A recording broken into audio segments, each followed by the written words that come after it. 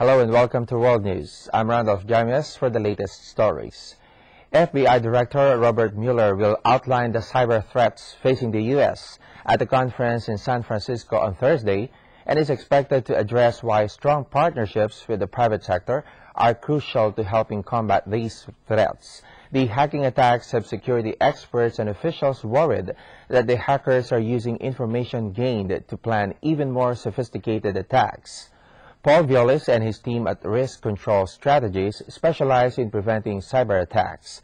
They say the attacks are not only from China, which Washington has long accused of spying on U.S. companies, but many emanate from Russia, Eastern Europe, the Middle East, and Western countries. Perpetrators range from elite military units to organized criminal rings to activist teenagers. Next up, the doomed Titanic leaving Belfast in 1912. Its sinking was one of the worst disasters in maritime history, and now Australian mining entrepreneur Clive Palmer is resurrecting not only the Titanic's name, but he says the era's legacy of respect and kindness. Palmer unveiled the plans for the new ship Titanic II in New York. The liner will recreate the design and decor of the original, but with obvious modernizations like air conditioning and Wi-Fi internet. And Palmer is keeping silent about Titanic II's price tag, but is confident it will be worth every dollar.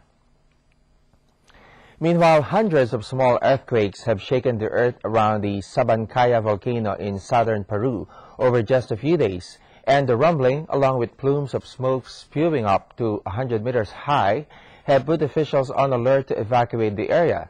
Peru's geological agency, INGEMET, recorded some 536 quakes, about 20 an hour, on February 22 and 23, and periodic movement is ongoing. The 6,000-meter volcano Sabancaya, which means tongue on fire in Quechua, has had a significant eruption in nearly a decade. Sabancaya, active historically, was dormant for 200 years before erupting into activity several times in the 1980s and 1990s. No casualties were reported at that end, and the volcano has only experienced small eruptions. In other stories, the 15th Havana Cigar Festival opened in the Cuban capital on Tuesday, attracting hundreds of cigar aficionados from over 80 countries to its opening ceremony. Backing the trend in an increasingly smoke-free world, Havana's SA, the worldwide distributor of Cuban cigars, reported that production of the iconic Cuban cigar was at near full capacity last year. At each year's cigar festival, rare editions of cigars produced in small quantity are auctioned, and the cigars signed by Castro in particular are much sought after. The income of the auction is expected to be used for Cuba's public health sector. The ceremony for handing over the Guinness World Record certificate to Churim Sherpa, the first woman to climb Everest twice within a single season, was held in the Nepal Tourism Board Auditorium on Monday. Churim Sherpa 29, known as Churim, climbed to the 29,035 feet Everest summit on May 12 and 19 last year.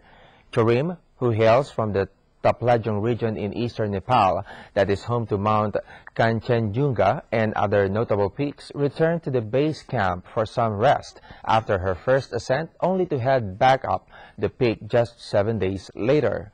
Realizing there were no women who has scaled Everest twice within a season, Churim took the venture and did it successfully.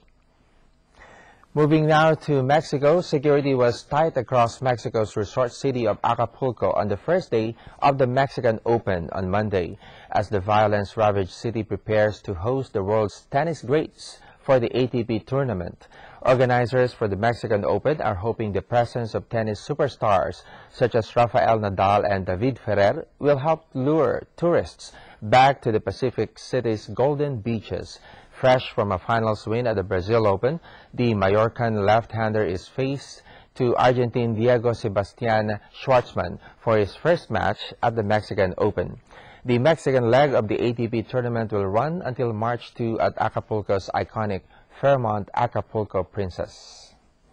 And finally, in tennis, Novak Djokovic trounced fellow Serb Viktor Troicki 6-1, 6-4 in the Dubai Championships first round on Tuesday as the world number 1 extended his unbeaten run to 14 matches. Djokovic, whose winning streak stretches back to October and includes claiming a third straight Australian Open title, was broken once in the second set, but was otherwise untroubled in his first match since Davis Cup duty in early February. Djokovic, 25, said he was pleased to be playing again after 3 or 4 weeks away. Also into the second round is former U.S. Open champion Juan Martín del Potro, who saved 3 match points on his way to beating Marcos Baghdatis 4-6, 6-4, 7-6. Michael Yodra beat a tiring Wilfried Tsonga 7-6, 6-2, his first victory in 7 meetings against his fellow Frenchman.